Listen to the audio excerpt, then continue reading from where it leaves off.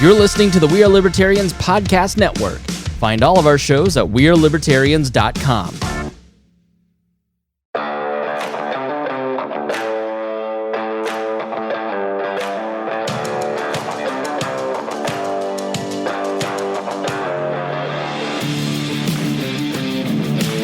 Prepare yourself. You're on the run with Remso W. Martinez.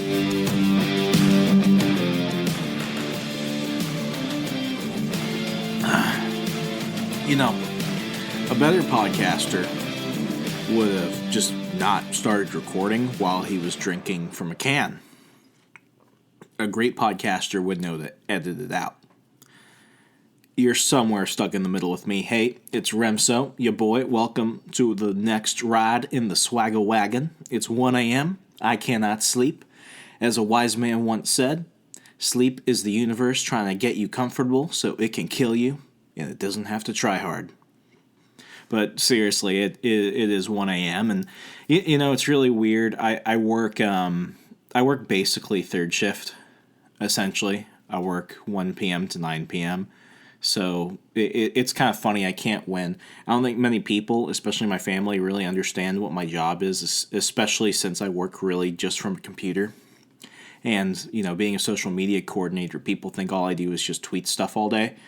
But, you know, I can't win because I've got the lazy millennial stereotype of sleeping in. Well, if you really think about it, my schedule, me sleeping in is really just me getting the hours I need. Yeah, I might go an hour or so, a bit more than I probably should, but who doesn't? Who doesn't? And then by the time I start working, everyone's already, you know, like halfway through the day, and it is what it is. I also work Sundays and I don't work Fridays. So basically, my social life is just non-existent.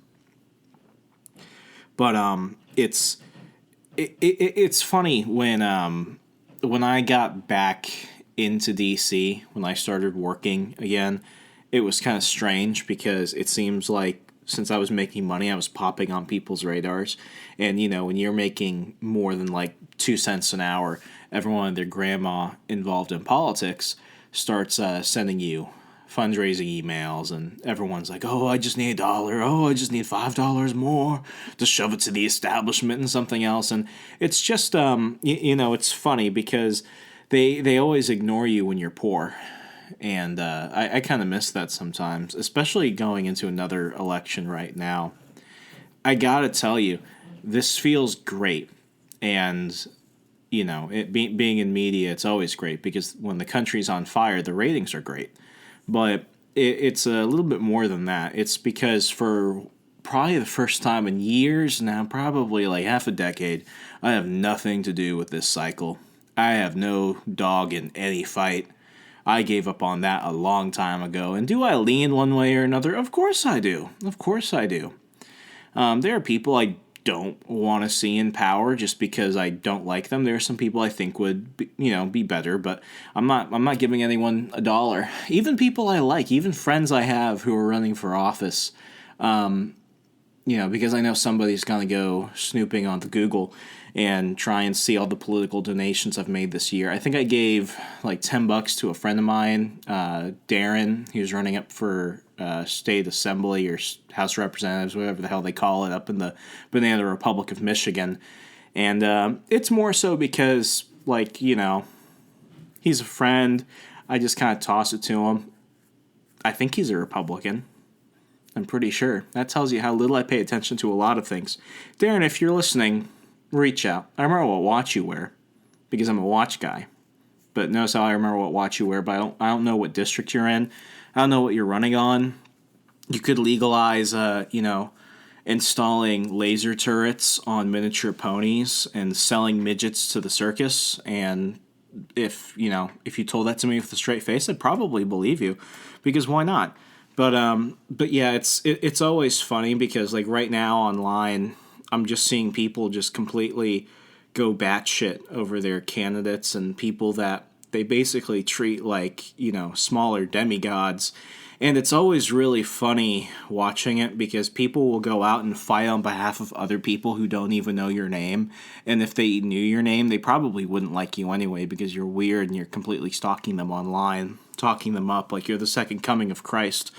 And it's funny because I used to be one of those people, especially when I was younger. I'd fight over everything. Everything. People think I'm scrappy now. Dog, this is me chill. Look, I'm so chill. I'm going to take another sip, and I'm not even going to edit this out. Here, listen.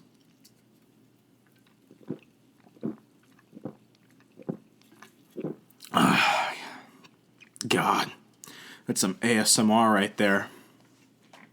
Just chugging along. But seriously, like, I'm going to say a random candidate, and it doesn't matter who I say, because people will get mad one way or another. But, like, all these people sharing stuff for Justin Amash. I've met Justin Amash. Nice guy. He does things I don't like. He does things I like. But, you know, that's about it. I'm seeing people literally, like, threatening to end friendships over stupid stuff that no one cares about. A year from now, none of this will matter. Trump's still going to be president. that itself is going to set some of you off, but I mean, I could be wrong. Ultimately, I don't care. Ultimately, nothing in the world of politics matters to me anymore, and this is going to sound, real George Carlin, real red pill real fast, but I mean, all politics is theater, and if you think anything you do is going to have a direct effect, I've got some land out in Florida I might sell you. Now, am I saying that, nothing, everything you do is worthless? No. Obviously, if you put the work in and you get the results you want, change can be made, but I'm really asking, in the grand scheme of things, what does any one election cycle really do for you? It doesn't really do much. I had to ask myself very early on, is putting as much effort into a political campaign just to win going to drastically affect my life? Think about that. Say your name if you have to. I had to do that. I literally did that a few times. I'm like, will Remso Martinez be better after this election if his candidate wins? And honestly, the answer was always no. For me, it was a little bit more pathetic because when you're a political consultant, you're basically unemployed most times of the year. And even when you are employed, you're basically just, stooging around for gas money and maybe a free meal. And it got to the point where I just kept telling myself, maybe things will get better long term. But then you start narrowing it down. Then it's like, maybe if they win, I'll get hired for something. And then it's like, maybe if I just do good here, someone will want to hire me for something else. You just keep coming up with excuses, but it's always just jumping from one thing to another. And it got to the point where, I had to ask myself, is my life better because of this? And if you think it's just a melodramatic bitch fest over here, let me tell you, when I was in the Libertarian Party of Virginia, it would amaze me the lengths that some of these libertarian activists would go. It's actually pretty commendable if you think about it. They would sleep in their cars. They would, sleep in people's basements, couch crashing.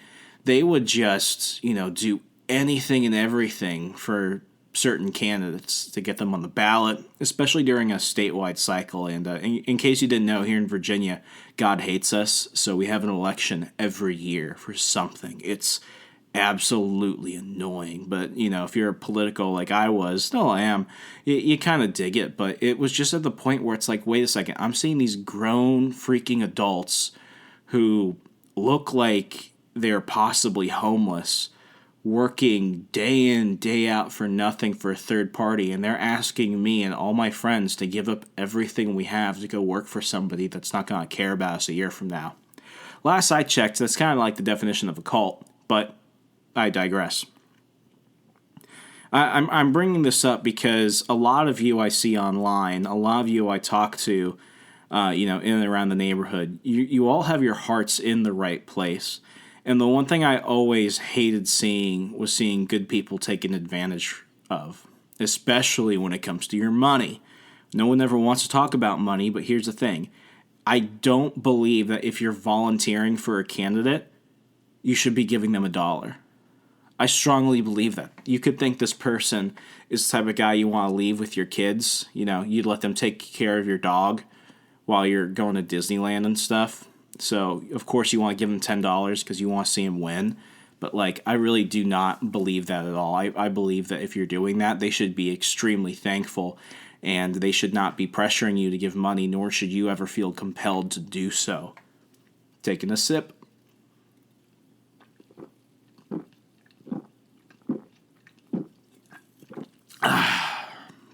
It gets real here, folks. I'm just raw with you. Just in the moment. Just live with me. Anyway. So that bugged me. And then it's like, you know, it's election night. And if you win, you get hammered and you wake up the next day and nothing in your life has really changed. Except you feel a little cool because you were part of a campaign that won. But what does that really do for you? The bragging rights start to get really stale real fast. And then, you know, you've got the flip side of that. You lose. And then all you just did was you wasted a bunch of time. And for me, I felt like when I was doing a lot of that when I was younger, I was essentially investing in my own freedom. I was investing in, you know, freedom in like a universal scale. And a lot of people believe the same thing. I think you do that. But I think it gets to a point where when you're just jumping from campaign to campaign to campaign, you really have to ask, like, is my life getting better because of this? And then, it really came to this question. Am I really investing in my own freedom? Am I doing what's necessary, or am I wasting time? Because I also had to ask, it's like, what is keeping me from my definition of being free? And let me tell you, folks, it wasn't, the Federal Reserve, therefore I have to stay awake every night and knock on every door and scream and shout and dance in the streets to make people think that my way is right. And it just felt tiring. It's like I'm really really think about it. The Federal Reserve printing money, yeah, it's a harsh thing, especially for regular people trying to make their way up. But is anything you do really gonna stop that? Is anything you really going to do stop a foreign war?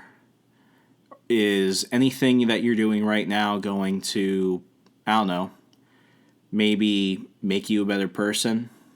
Maybe make you more marketable? Is it going to change your finances? Is anybody directly stopping you from achieving your definition of freedom? And I'm not going to answer that for you, because you have to ask that question yourself, because in some cases that very well might be the case. Let's say you want to start a business. I would say that, yeah, people that are going to force you to get a bunch of licenses and certificates that you really don't need to start a business, I'd say that's getting in your way. But then again, there are states out there that don't require that. So why don't you move? I'm getting ahead of myself. But the main focus is, what is your definition of freedom? How are you free? Well, it's serious when it's 1 a.m. I'm not editing out my sips of Coca-Cola, and I've got a notepad. And let me tell you, I usually don't do notepads because I'm usually just awesome and things just come out of my mind, but it's also 1 a.m., I'm highly caffeinated, and I'm rambling a lot. So I went ahead and wrote down 5 things that will really ultimately help you determine, are you free, and maybe why you're not. The first one is this. Are you broke? Think about it. I've met far too many people that become these full-time activist volunteers, and maybe if that time you could have gone and gotten a job. Case in point, me. I'm trying to be a full-time political consultant. Sometimes it's really cool, sometimes it's really not. But I'm right out of school. I have a political science degree, a good intentions degree. My health is crap. My mindset is bad, and I'm doing all this stuff for free because I'm hoping that maybe they'll pay me later. And let me tell you, they never do. If they say work free now and I'll pay you later, they never pay you, because later never comes. Later keeps getting pushed back and back and back and back, and it's just never coming. And it got to the point where, my dad sat down with me. He was on temporary leave from where he was deployed in North Africa. And he sat down with me and he said, "Son, you're broke. You have no savings. And you're not really making any money. You need a job." And I told him, "Dad, you don't understand. I'm working free for this guy now." And he said, "He'll pay me later." And then my dad looked at me and he said, "You're not getting paid. You need at least a part-time job." And my first part-time job out of being a political consultant, well, actually, it's actually kind of funny. I went back to political consulting after this, but I'm getting ahead of myself. Anyway, I was a mall cop, and I was making about $11.50 an hour, working 16 to 24 hours a week. And honestly, that was the most money I had made in several years. And as soon as I saw that, even with all the taxes taken out for stuff, even though I was really walking out with like what most people would consider like really shit money, it was more money than I had really ever made in the past year after graduating college. And I was like, oh my God, I could be doing this. I could be actually making money. And even with that little amount I was making, it really cleared my head, and it made me remember, wait a second. It feels good to be able to save some money. It feels good to be able to take my girlfriend out. It feels good to at least have something consistently coming my way. And it was enough that when I did eventually get back into political consulting later, I was a bit more willing to fight for myself. And if somebody wasn't willing to pay me for something, I just said no. It got to a point where I was like, I need to be able to make some money. And if you really need me, you're going to find a way to make it happen. But, that's the thing. How many people out there do you know who got stimulus checks? Think about it, like $1,200. Like, that's for come on. If you're listening to this, I don't think you're a billionaire, or else you wouldn't be listening to me. But, like, $1,200 is a lot of money.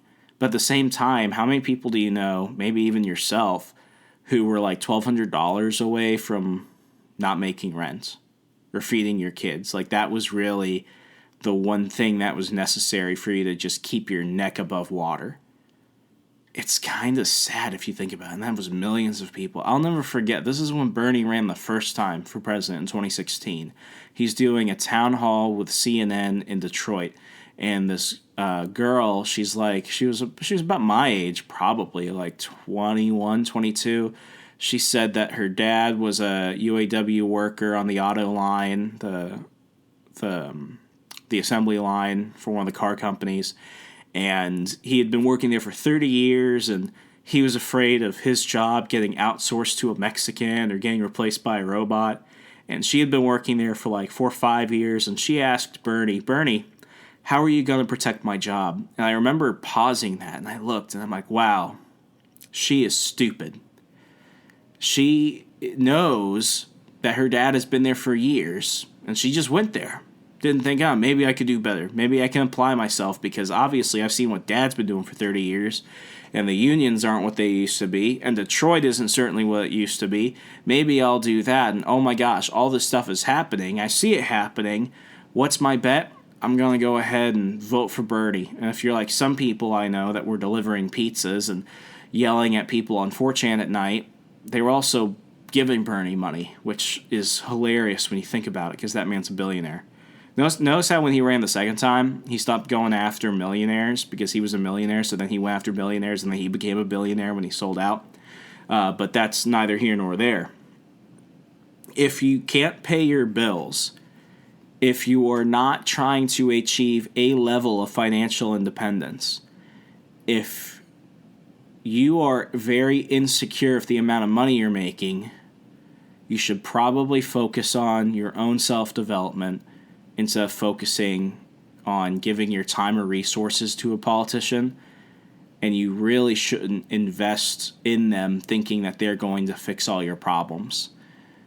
If you don't believe me, there's a giant wall in, the Mexican-American border that you can go check out. But that's neither here nor there.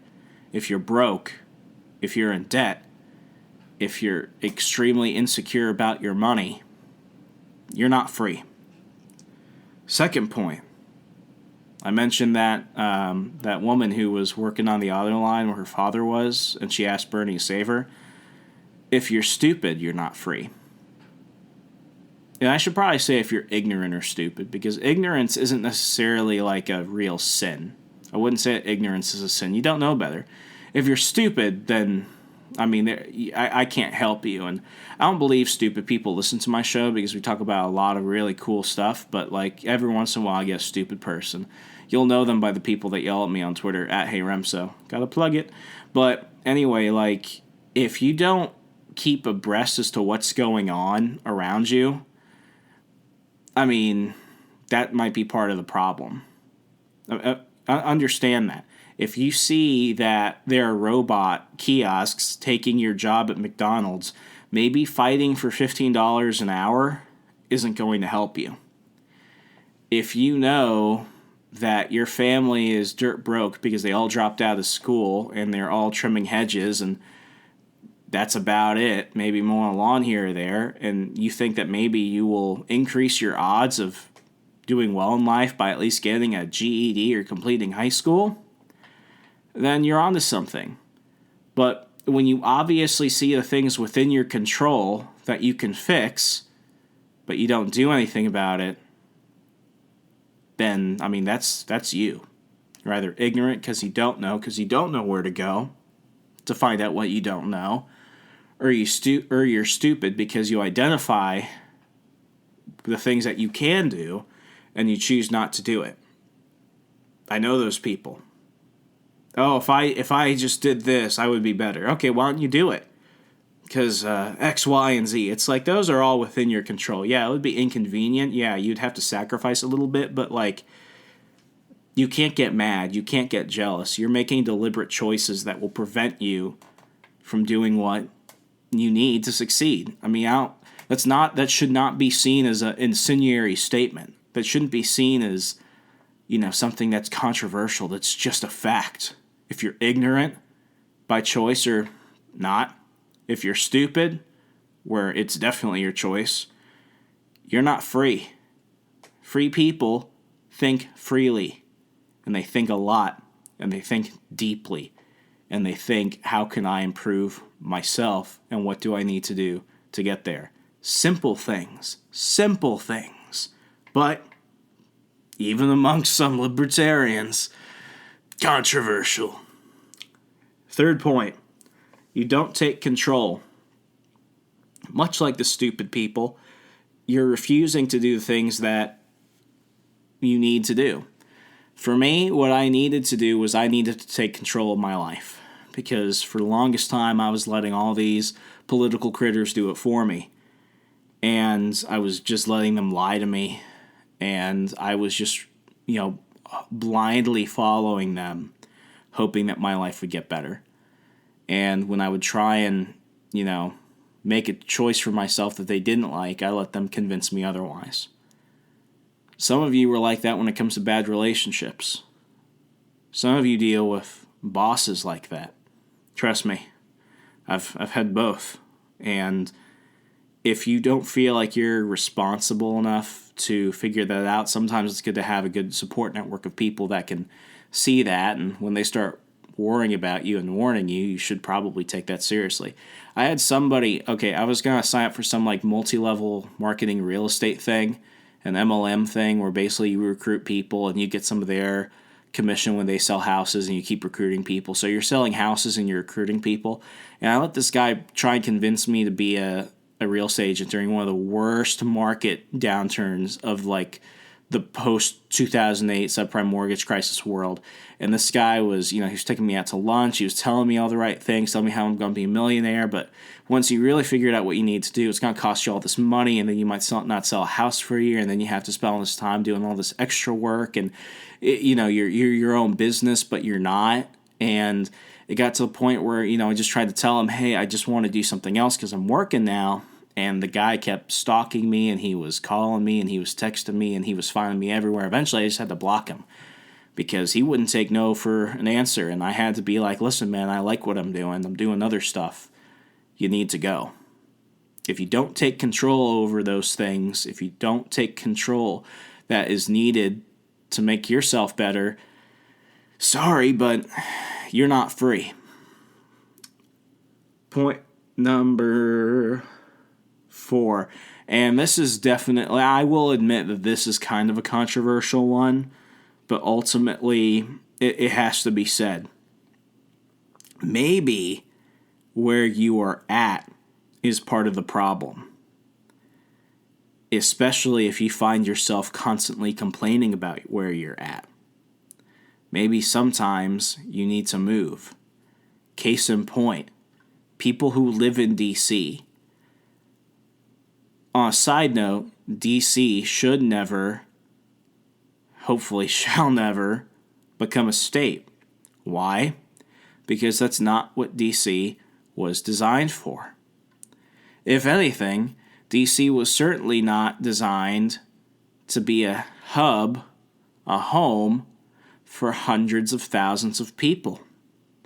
That ended up being something that really happened after the Civil War, because people thought if they could get closer to D.C., they would be first in line for anything that would come from the government to the people. Never happened, and now D.C. is what it is. Not a very nice place to live.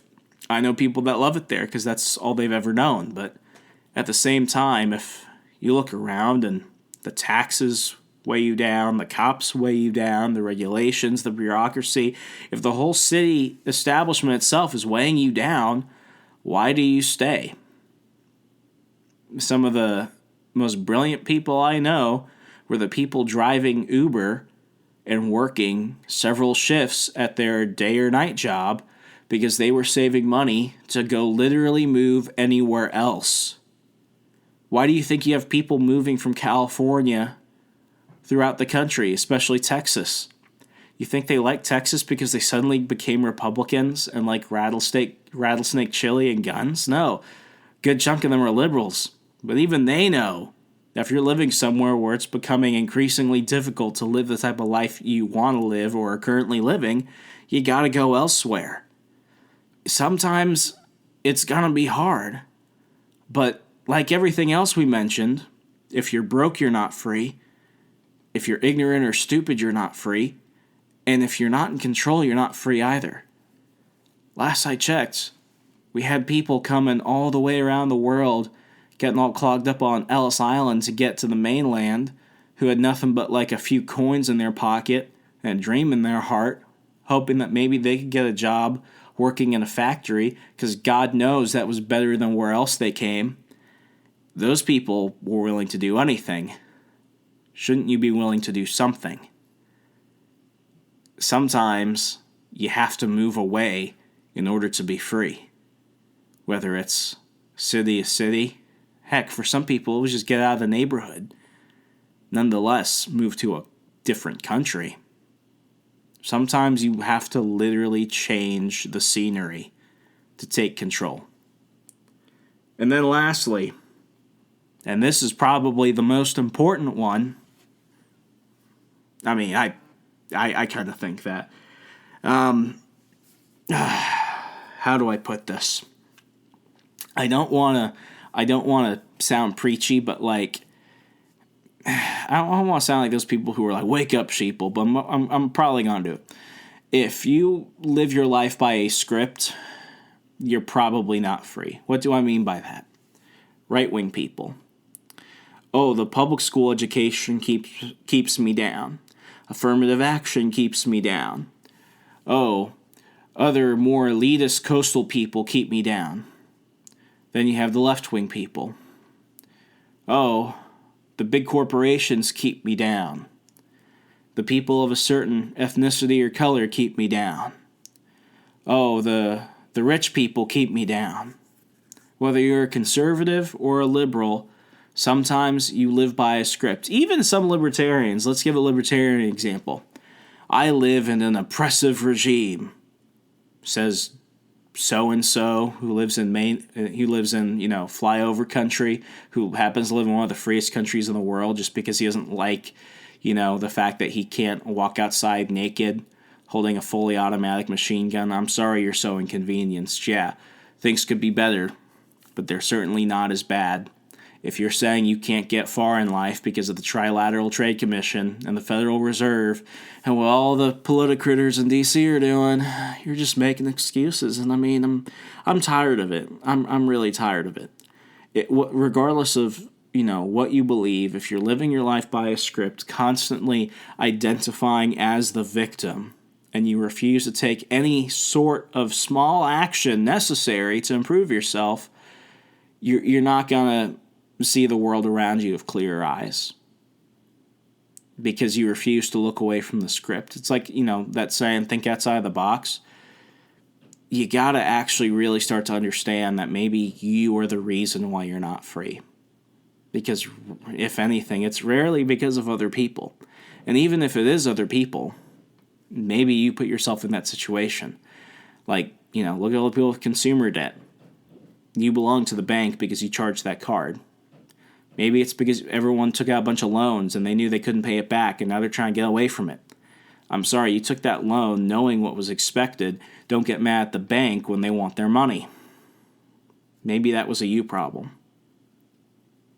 Those are the things I listed, but ultimately, we need to understand that there are ways that we can improve our life, and it's sometimes sacrificing things. I've pushed off moving out because I'm saving a lot of money right now. I've pushed off, advancing certain relationships because I'm not financially there yet. It sucks. But I'm working for better things long term. They're going to be better for me and the people I love. I don't pay, I think I've said this before, I don't have credit cards. I don't. I pay for everything in cash. I've been very nimble when it comes to my spending, especially since I started working full time. And I'm constantly taking classes online to improve myself. I'm constantly taking side jobs to earn and save and invest my money. I'm constantly learning new skills to become less dependent on other people. I'm not saying that, I'm like the Omega Man and I'm great and I'm rich and everything else, but even though I'm not living what is probably an enviable life, I'm living what I feel is more of a free life.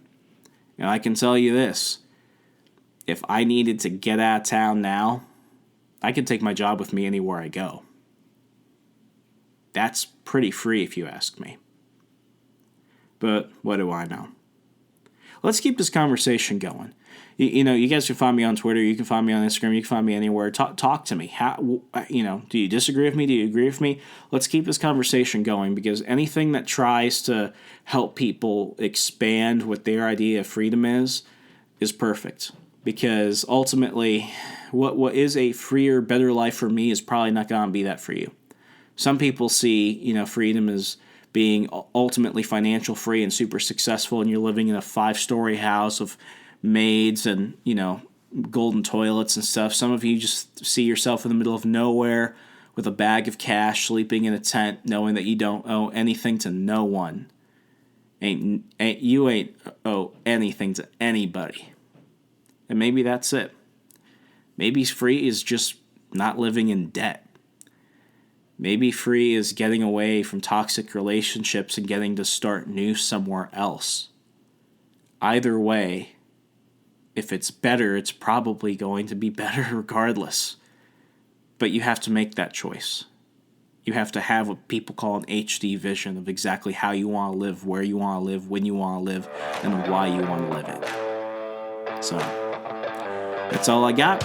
At Hey Remso everywhere, at Remso on Parler. Talk to you later, folks. Good night.